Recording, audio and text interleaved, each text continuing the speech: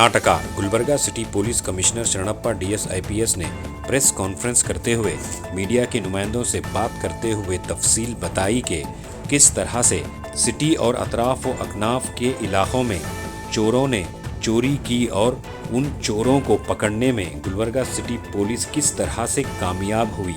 जुमला 65 चोरी के मामलात में 114 मुजरिमों को गिरफ्तार किया गया। चोरों से बरामद किए गए अशिया में सोना 936.9 ग्राम, चांदी 1908.8 ग्राम, नकदी 3,39,650 रुपये और दूसरे सामान की जुमला मालियात 25,54,500 रुपये, टोटल 83,43,654 रुपये के सामान और जेवर नकदी उनके विरसा को दे देने की बात कही। इन चोरी के मामलात को हल करने में Chowk police station, Brahmapur police station, university police station के पुलिस अमले ने बड़ी मेहनत और मशक्कत के काम करते हुए इन मामलात को हल करके मुजरिमों को गिरफ्तार किया। City police commissioner Sharanappa DS IPS ने शहर की आवाम से गुजारिश करते हुए कहा कि अपने घरों पर सीसीटीवी कैमरा लगाएं और बर्गलरी अलार्म लगाएं, जिससे चोरी करने वाले चोर डर कर भाग जाएंगे। इस बर्गलरी अलार्म की कीमत 2 से 3 हज़ार है। अगर घर में कभी चोरी के वारदात हो तो किसी भी चीज़ को हाथ न लगाने की हिदायत देते हुए कहा कि अगर गड़बड़ी में क्या क्या चोरी हुआ देखने की गड़बड़ में उस जगह पर आपके फिंगरप्रिंट्स रह जाते हैं, ऐसे में चोरों की शनाख्त करने में दिक्कत पेश आती है। अगर कभी ऐसा मामला पेश आए तो सबसे पहले 112 डायल करें। फौरन पुलिस और डॉग स्क्वाड और फिंगरप्रिंट एक्सपर्ट्स पहुंच जाएंगे। तो आइए देखते हैं तफसीली report. Bureau report, Atraf TV, Urdu news.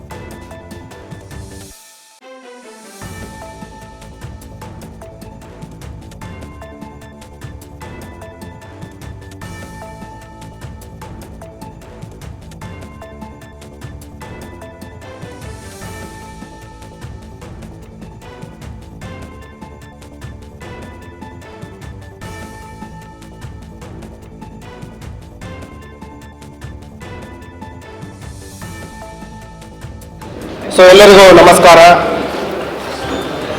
ಆರಕ್ಷಕ ವ್ಯವಸ್ಥೆಯ ಪ್ರಮುಖ ಕರ್ತವ್ಯಗಳಲ್ಲಿ ಒಂದು ಅಪರಾಧ ತಡೆಗಟ್ಟುವಿಕೆ ಮತ್ತು ಅಪರಾಧ ಪತ್ತೆ ಮಾಡುವಂಥದ್ದು. ವಿವಿಧ ರೀತಿಯ ಅಪರಾಧಗಳಿದ್ದಾವೆ. ಅದರಲ್ಲಿ ಇವತ್ತು ನಾವು ಪ್ರಮುಖವಾಗಿ ಈ ಮನೆಗಳ್ಳತನ ಪ್ರಕರಣಗಳನ್ನು ನಾವು ವಿಶೇಷವಾದ ಒಂದು ಡ್ರೈವನ್ನು ತೆಗೆದುಕೊಂಡಿದ್ದು ನಗರ ಪೊಲೀಸ್ ವತಿಯಿಂದ. ಅದರ ಒಂದು ಪ್ರಯತ್ನದಿಂದ ಎಲ್ಲ ಪೊಲೀಸ್ ಸ್ಟೇಷನ್ಗಳಲ್ಲಿಯೂ ಕೂಡ ವಿಶೇಷ ಕಾರ್ಯಾಚರಣೆ ಮಾಡಲಾಗಿತ್ತು. ಪ್ರಮುಖವಾಗಿ ಹಗಲು ಮನೆಗಳ್ಳತನ, ರಾತ್ರಿ ಮನೆಗಳ್ಳತನ ಮತ್ತು ಮನೆಗಳ್ಳತನ, ಈ ರೀತಿಯ 3 ಅಪರಾಧಗಳನ್ನು ಪರಿಗಣನೆಗೆ ತೆಗೆದುಕೊಂಡು ವಿಶೇಷ ಕಾರ್ಯಾಚರಣೆಯನ್ನು ತೆಗೆದುಕೊಂಡಾಗ ಒಟ್ಟು 65 ಪ್ರಕರಣಗಳನ್ನು ಭೇದಿಸುವಲ್ಲಿ ನಗರ ಪೊಲೀಸ್ನ ಎಲ್ಲ ಠಾಣೆಯ ಅಧಿಕಾರಿ ಸಿಬ್ಬಂದಿಯವರು ಯಶಸ್ವಿಯಾಗಿದ್ದಾರೆ. ಅದಕ್ಕೆ ನಾನು ಅವರಿಗೆ ಅಭಿನಂದನೆಗಳನ್ನು ಸಲ್ಲಿಸಲಿಕ್ಕೆ ಇಷ್ಟಪಡ್ತೇನೆ. ಈಗ ನಾವು ಅಂಕಿಅಂಶಗಳನ್ನು ನೋಡಿದಾಗ ಒಟ್ಟು 65 ಪ್ರಕರಣಗಳ ಪತ್ತೆಯಾಗಿದ್ದಾವೆ. 114 ಆರೋಪಿಗಳನ್ನು ಬಂಧನ ಮಾಡಲಾಗಿದೆ.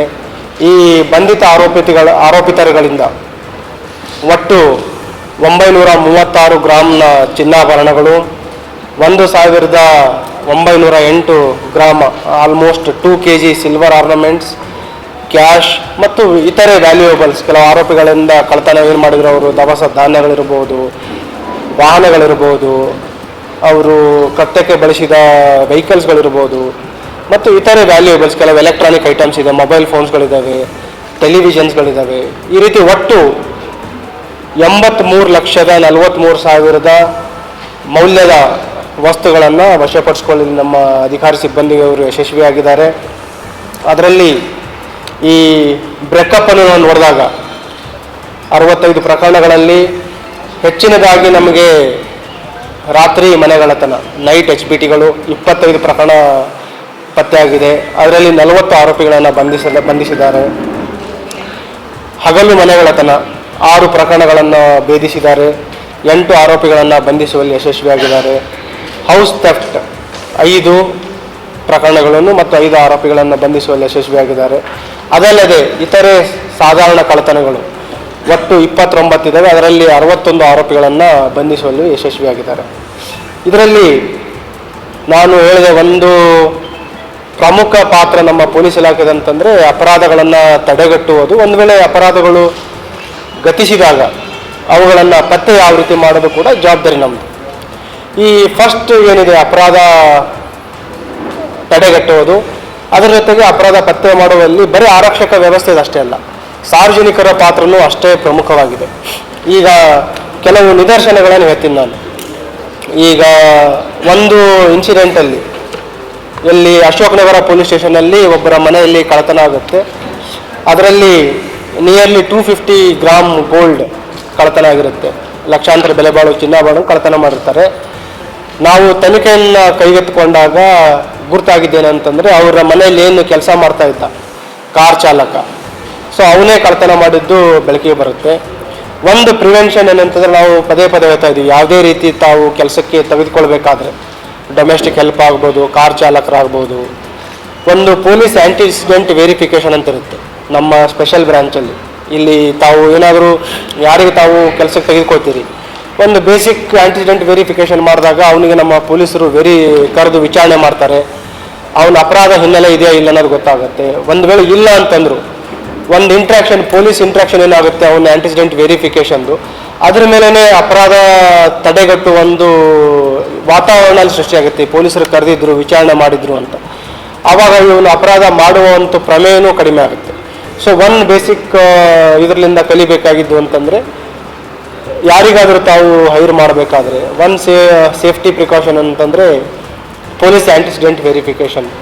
ಈಗ ತಾವು ಯಾರಿಗಾದರೂ ಬಾಡಿಗೆ ಮನೆ ಕೊಡಬೇಕಾದ್ರು ಅಲ್ಲಿನೂ ಕೂಡ ತಾವು ಯಾರಿಗೆ ನೀಡ್ತಾ ಇದ್ರೆ ಅಲ್ಲಿನೂ ಕೂಡ ಪೊಲೀಸ್ ಆ್ಯಂಟಿಸಿಡೆಂಟ್ ವೆರಿಫಿಕೇಷನ್ ಮಾಡಿದ್ರೆ ಅಲ್ಲಿನೂ ಕೂಡ ನಿಮ್ಗೆ ಗೊತ್ತಾಗುತ್ತೆ ಯಾರಾದರೂ ಔಟ್ಸೈಡರ್ಸಿಗೆ ತಾವು ಕೊಟ್ಟಿದ್ರೆ ಅವರ ಅಪರಾಧ ಹಿನ್ನೆಲೆ ಏನಾದರೂ ಇದೆಯಾ ಅಂತ. ಮತ್ತು ಇನ್ನೊಂದು ಪ್ರಕರಣದಲ್ಲಿ ಏನಾಗಿದೆ ಅಂತಂದರೆ, ಇದು ಒಂದು ಸ್ಟ್ರೇಂಜ್ ಇನ್ಸಿಡೆಂಟ್. ಇದು ಆಗಿದ್ದು ಚೌಕ್ ಪೊಲೀಸ್ ಸ್ಟೇಷನ್ ಲಿಮಿಟ್ಸಲ್ಲಿ. ಇದರಲ್ಲಿ ಈ ಮನೆಗಳ್ಳತನ ಆಗುತ್ತೆ. ಈ ಮನೆಗಳ್ಳತನ ದೂರದಾರ ಜೊತೆನೇ ಅಪರಾಧಿಗಳು ಬಂದು ಸ್ಟೇಷನ್ ಮೇಲೆ ಒತ್ತಾಯ ಹಾಕ್ತಾ ಇರ್ತಾರೆ. ಏನು ಪತ್ತೆ ಮಾಡ್ತಾ ಇಲ್ಲ ನೀವು, ಇಷ್ಟು ಒಂದು ವಾರ ಆಯಿತು, ಆಲ್ಮೋಸ್ಟ್ ಯಾವುದೇ ಎಫರ್ಟ್ಸ್ ಆಗ್ತಾ ಇಲ್ಲ ಅಥವಾ ಪ್ರೋಗ್ರೆಸ್ ಆಗ್ತಾ ಇಲ್ಲ ಪ್ರಕರಣದಲ್ಲಿ ಅಂತ ಒತ್ತಡ ಆಗ್ತಾ ಇರ್ತಾರೆ. ಆಮೇಲೆ ತನಿಖೆ ಚುರುಕಾಗಿ ನಮಗೆ ದೊರೆತ ವೈಜ್ಞಾನಿಕ ಕೆಲವು ತಾಂತ್ರಿಕ ಸಾಕ್ಷ್ಯಾಧಾರಗಳ ಮೇಲೆ ಅದರಲ್ಲಿ 2 ಜನ ಆರೋಪಿಗಳನ್ನು ಬಂಧಿಸಲಾಗುತ್ತೆ.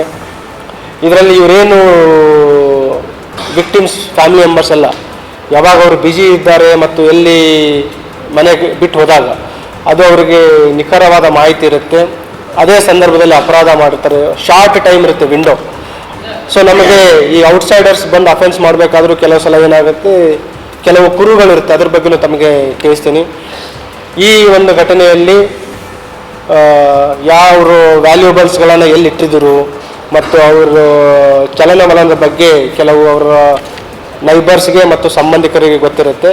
ಇದರಲ್ಲಿ ಒಬ್ಬ ಸಂಬಂಧಿಕ ಯುವಕ ಇದ್ದಾನೆ ಮತ್ತು ನೆರೆಯ ಒಬ್ಬ ಯುವಕ ಇದ್ದಾನೆ. ಅವರನ್ನು ಕೂಡ ಬಂಧಿಸಿ ಅದರಲ್ಲೂ ಕೂಡ ಬೆಲೆ ಬಾಳುವ ಚೌಕ್ ಪೊಲೀಸ್ ಸ್ಟೇಷನ್. ಮತ್ತು ಇದಲ್ಲದೆ ನಾವು ಪ್ರೊಫೆಷ್ನಲ್ ಅಫೆಂಡರ್ಸ್ ಅಂದರೆ ರೂಢಿಗತ ಅಪರಾಧಿಗಳು, ಇದರಲ್ಲಿ ಕೆಲವು ಅಪರಾಧಿಗಳು ಅಂತರ್ಜಿಲ್ಲಾ ಇದ್ದಾರೆ, ಸ್ಥಳೀಯರಿದ್ದಾರೆ ಮತ್ತು ಅಂತಾರಾಜ್ಯ ಈ ರೂಢಿಗತ ಮನೆಗಳತನ ಮಾಡುವಂಥ ಅಪರಾಧಿಗಳನ್ನು ಕೂಡ ನಾವು ಬಂಧಿಸಿದ್ದೀವಿ. ಅದರಲ್ಲಿ ಒಬ್ಬನು ಹನಿ ಸಿಂಗ್ ಅಂತ ಇದ್ದಾನೆ. ಅವನು ಇಲ್ಲಿ ಲೋಕಲ್ ಅಫೆನ್ಸ್ ಮಾಡಿದ್ದಾನೆ, ಗ್ರಾಮೀಣ ಪ್ರದೇಶದಲ್ಲಿ ಅಪರಾಧ ಮಾಡಿದ್ದಾನೆ, ಜಿಲ್ಲೆ ಪ್ರದೇಶದಲ್ಲಿ, ಅಲ್ಲದೆ ಬೇರೆ ಬೇರೆ ಜಿಲ್ಲೆಗಳಲ್ಲದೆ ಮತ್ತು ಬೇರೆ ಹೊರ ರಾಜ್ಯಗಳನ್ನು ಅಪರಾಧ ಮಾಡಿದ್ದಾನೆ ಜಿಲ್ಲೆ ಪ್ರದೇಶದಲ್ಲಿ, ಅಲ್ಲದೆ ಬೇರೆ ಬೇರೆ ಜಿಲ್ಲೆಗಳಲ್ಲದೆ ಮತ್ತು ಬೇರೆ ಹೊರ ರಾಜ್ಯಗಳನ್ನು ಅಪರಾಧ ಮಾಡಿರುವ ಅವನ ಅಪರಾಧಗಳಿದ್ದಾವೆ. ಅವನ ಒಂದು ಬಂಧನದಿಂದ ಒಟ್ಟು 16 ಪ್ರಕರಣಗಳು ಪತ್ತೆಯಾಗಿದ್ದಾವೆ. ಇದು ಯೂನಿವರ್ಸಿಟಿ ಪೊಲೀಸ್ ಸ್ಟೇಷನ್ ಅಧಿಕಾರಿ ಸಿಬ್ಬಂದಿ ಅವರು ಪತ್ತೆ ಮಾಡಿದ್ದಾರೆ. ಮತ್ತು ಈಗ ಆರಂಭದಲ್ಲಿ ತಮಗೆ ಹೇಳಿದೆ, ಈ ಅಪರಾಧಿಗಳ ಹಿನ್ನೆಲೆ ನಾವು ನೋಡಿದಾಗ 114ರಲ್ಲಿ ಕೆಲವು ಕಾನೂನಿನ ಸಂಘರ್ಷಕ್ಕೊಳಗಾಗಿರೋ ಯುವಕರು ಇದ್ದಾರೆ, ಲೆಸ್ ದ್ಯಾನ್ 18 ಇಯರ್ಸ್ ಇರೋಂಥವ್ರು ಇದ್ದಾರೆ. ಆಮೇಲೆ ಕೆಲವು ಮಹಿಳೆಯರು ಇದ್ದಾರೆ ಅಪರಾಧ ಮಾಡಿದ್ರಲ್ಲಿ. ಅದರಲ್ಲಿ 2 ನಿದರ್ಶನಗಳನ್ನು ತಮ್ಮ ಮುಂದೆ ಹೇಳಲಿಕ್ಕೆ ಇಷ್ಟಪಡ್ತಾ ಇದ್ದೀನಿ. ಒಂದು, ಈ ಅಟೆನ್ಷನ್ ಡೈವರ್ಷನ್ ಮಾಡಿ ಕಳ್ಳತನ ಮಾಡುವಂಥದ್ದು. ಅದರಲ್ಲಿ ಸ್ಪೆಷಲಿ ಮಹಿಳೆಯರನ್ನು ಟಾರ್ಗೆಟ್ ಮಾಡುವಂಥ ಮಹಿಳೆಯರ ಗ್ಯಾಂಗನ್ನು ನಮ್ಮ ಬ್ರಹ್ಮಪುರ ಸ್ಟೇಷನ್ ಅಧಿಕಾರಿ ಸಿಬ್ಬಂದಿಯವರು 3 ಜನ ಮಹಿಳೆಯರನ್ನು ಬಂಧನ ಮಾಡಿದರು. ಅದರಲ್ಲಿ ಬಸ್ಸಲ್ಲಿ ಹತ್ತಬೇಕಾದ್ರೆ ಅಲ್ಲಿ ಕೆಲವರು ಅವರಿಗೆ ಮಾತಾಡೋ ನೆಪದಲ್ಲಿ ಅಟೆನ್ಷನ್ ಡೈವರ್ಟ್ ಮಾಡ್ತಾರೆ ಮತ್ತು ಉಳಿದವರು ಬಸ್ ಹತ್ತಬೇಕಾದ್ರೆ ಇಳಿಬೇಕಾದ್ರೆ ಪರ್ಸ್ಲಿಂದ ಕೆಲವು ವ್ಯಾಲ್ಯೂಬಲ್ಸ್ಗಳನ್ನು ಕದೀತಾ ಇದ್ದರು. ಅವರನ್ನು ಬಂಧಿಸಿದ್ದಾರೆ. ಅದಲ್ಲದೆ MB ನಗರ ಪೊಲೀಸ್ ಸ್ಟೇಷನಲ್ಲಿ ಓರ್ವ ಮಹಿಳೆಯನ್ನು ಬಂಧನ ಮಾಡಿದ್ದಾರೆ. ಇದರಲ್ಲಿ ಮನೆ ತೆಗೆದಾಗಲೇ ಈಗೇನಾಗುತ್ತೆ, ನಾವು ಮನೆ ಕೆಲಸ ಮಾಡಬೇಕಾದ್ರೆ ಮನೆ ಓಪನ್ ಇಟ್ಟು ಯಾವುದೋ ಒಂದು ಕಾರ್ನರಲ್ಲಿ ಅಥವಾ ಯಾವುದೋ ಒಂದು ರೂಮಲ್ಲಿ ಕೆಲಸ ಮಾಡ್ತಾ ಇರ್ತಾರೆ. ಅಲ್ಲಿ ಬೇರೆ ಒಬ್ಬರು ಪರಿಚಯ ಮಾಡ್ಕೊಳ್ಳೋ ರೀತಿಯಿಂದ ಮನೆ ಎಂಟ್ರ್ ಆಗ್ತಾರೆ. ಒಂದು ವೇಳೆ ಯಾರು ಅವ್ರಿಗೆ ಗಮನಿಸಲಿಲ್ಲ ಅಂತಂದರೆ ಅಲ್ಲಿ ಕಳ್ಳತನ ಮಾಡುವಂಥದ್ದು. ಸೊ ಆ ರೀತಿಯೂ ಕೂಡ ಕೆಲವು ಅಪರಾಧಗಳು ಘಟಿಸಿದ್ವು. ಅಂತಲ್ಲಿ ಕೂಡ ನಮ್ಮ ಅಧಿಕಾರಿಗಳು ದೊರೆತ ಸಾಕ್ಷ್ಯಗಳ ಮೇಲೆ ಪತ್ತೆ ಮಾಡಿದ್ದಾರೆ. ಈಗ ನಾನು ಆರಂಭದಲ್ಲಿ ಹೇಳಿದೆ, ಈಗ ಪ್ರಿವೆನ್ಷನ್ನು ತುಂಬ ಪ್ರಮುಖ. ನಾವು ಅಪರಾಧಿಗಳಿಗೆ ಅಪರಾಧ ಮಾಡಲಿಕ್ಕೆ ಅವಕಾಶ ಕೊಟ್ಟಿಲ್ಲ ಅಂತಂದರೆ ಈ ಏನು ಈಗ ನಿಯರ್ಲಿ ನಮ್ಮದು ಡಿಟೆಕ್ಷನ್ ಪರ್ಸೆಂಟೇಜ್ ಎಷ್ಟಿರುತ್ತೆ ಈ HBTಗಳಲ್ಲಿ, ನಿಯರ್ಲಿ 40-50% ಆದರೆ ಭಾಳ ಆಗುತ್ತೆ. ಅದರಲ್ಲಿ ನಮಗೆ ಕೆಲವು CCTV ಫುಟೇಜ್ ಇರ್ಬೋದು, ಫಿಂಗರ್ ಪ್ರಿಂಟ್ ಎವಿಡೆನ್ಸಸ್ ಇರ್ಬೋದು, ಅಥವಾ ಡಾಗ್ ಸ್ಕ್ವಾಡ್ ಕೊಟ್ಟ ಲೀಡ್ಸ್ಗಳ ಮೇಲೆ ಪತ್ತೆ ಆಗ್ತವೆ. ಈಗ ಸುಮಾರು ಮನೆಗಳಲ್ಲಿ ನಾವು ನಿರಂತರವಾಗಿ ಅವೇರ್ನೆಸ್ಸನ್ನು ಮಾಡ್ತಾ ಇದ್ದೀವಿ. ತಮ್ಮ ಮನೆಗಳಿಗೆ ಒಂದು 20,000 to 50,000 ಒಳಗಡೆ ಮಿನಿಮಮ್ ಸೆಕ್ಯೂರಿಟಿ ಎಕ್ವಿಪ್ಮೆಂಟ್ಸ್ಗಳನ್ನು ಹಾಕ್ಕೊಂಡಿದ್ರೆ ಅಟ್ಲೀಸ್ಟ್ ಒಂದು 80 to 90% ಅಪರಾಧ ಆಗುವುದನ್ನು ತಡೆಗಟ್ಟಬಹುದು. ಈವನ್ 10% ನಾವು ಅಪರಾಧಿಗಳಿಗೆ ಅವ್ರ ಧೈರ್ಯಕ್ಕೆ ಮೆಚ್ಚುಗೆ ಕೊಟ್ಟರೆ.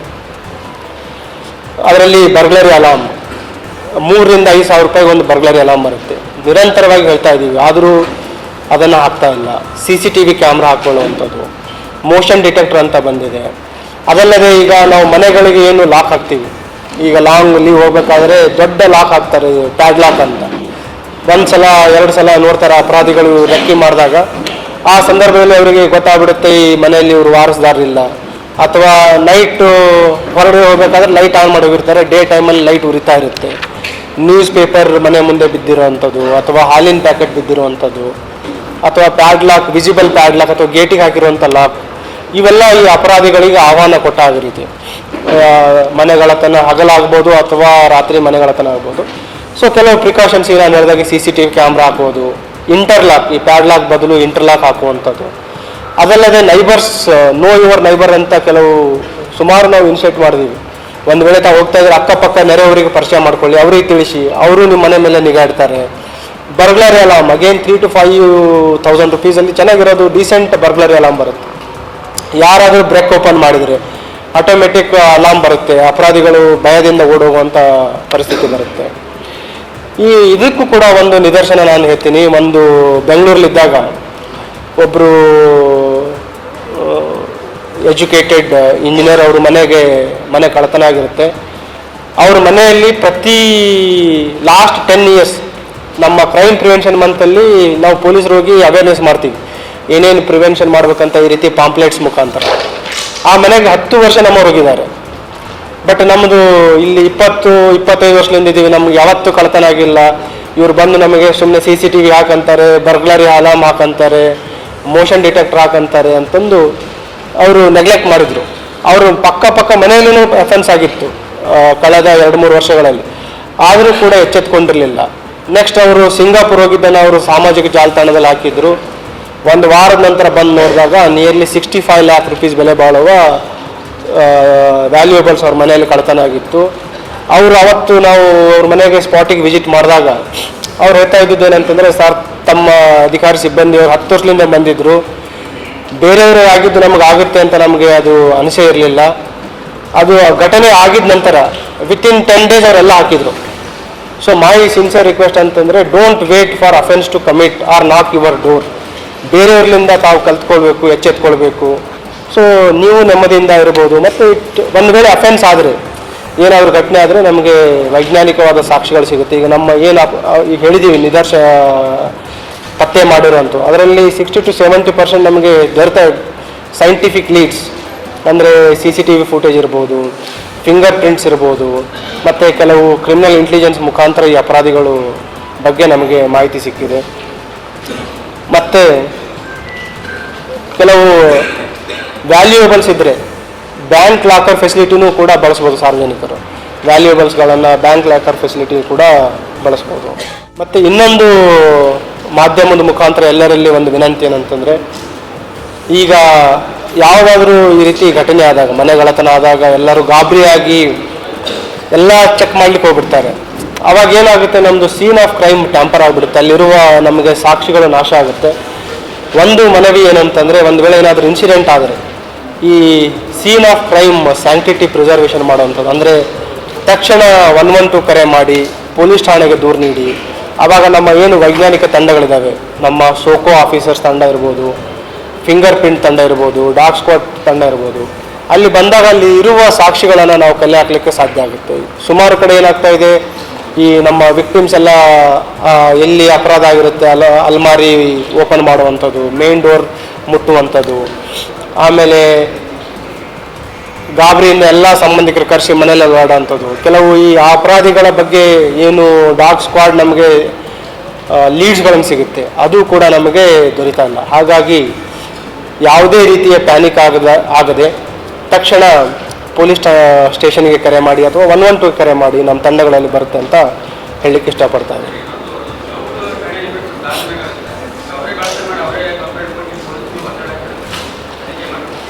ನಾನು ಹೇಳಿದೆ, ಅದು ಸಂಬಂಧಿಕರು, ಅವ್ರಿಗೆ ಗೊತ್ತಿರಲಿಲ್ಲ ಸಂಬಂಧಿಕರೇ ಮಾಡಿದ್ದಾರೆ ಅಂತ. ಸಂಬಂಧಿಕರು ಮತ್ತು ನೈಬರ್ ಅವರು ಅಪರಾಧ ಮಾಡಿದ್ದ, ಅವ್ರಿಗೆ ಗೊತ್ತಿರಲಿಲ್ಲ. ಹೇಳ್ತಾರೆ ಡೀಟೇಲ್ಸ್. ಇಂಡಿವಿಜುವಲ್ ಅಪರಾಧಿಗಳ ಬಗ್ಗೆ ನಿಮಗೆ ಬೇರೆ ಡೀಟೇಲ್ಸ್ ಕೊಡ್ತೀವಿ.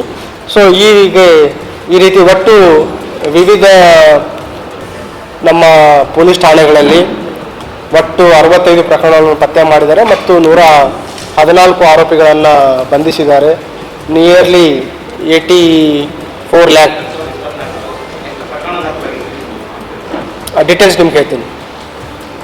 ಓಕೆ,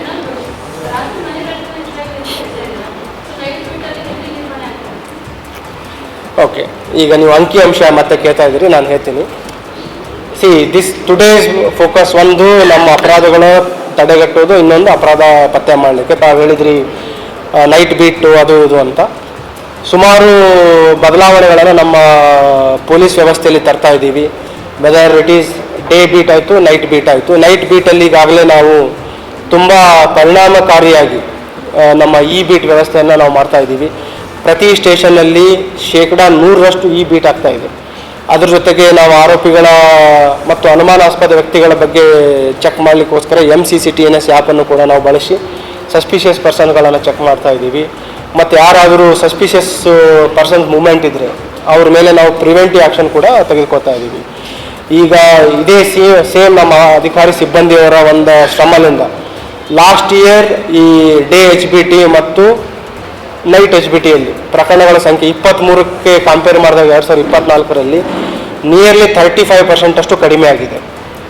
ಸೊ ಒಂದು ಪ್ರಿವೆನ್ಷನ್ಗೂ ಒತ್ತು ಕೊಡ್ತಾ ಇದ್ರ ಜೊತೆಗೆ ಪತ್ತೆಗೂ ಒತ್ತು ಕೊಡ್ತಾ ಇದ್ದೀವಿ. ಈಗ ಏನು ನಾವು ವಶಪಡಿಸ್ಕೊಂಡಿದ್ದೀವಿ ಅದನ್ನು ವಾರದಾರಿಗೆ ಹಿಂತಿರುಗಿಸ್ತೀವಿ.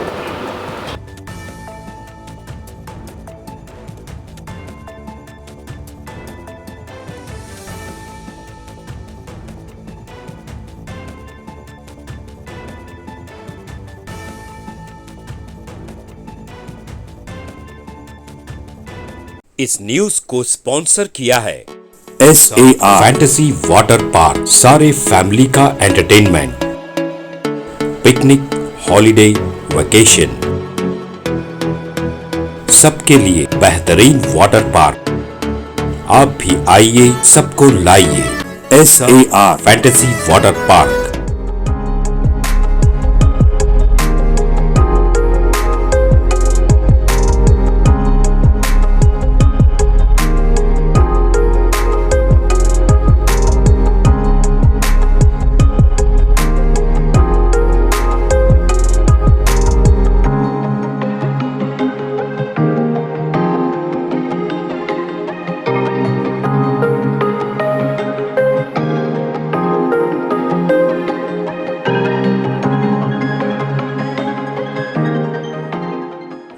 Address Vednakapur near Gaushavali Dargah, KGF, Karnataka. Contact details 9483444290 9480107826.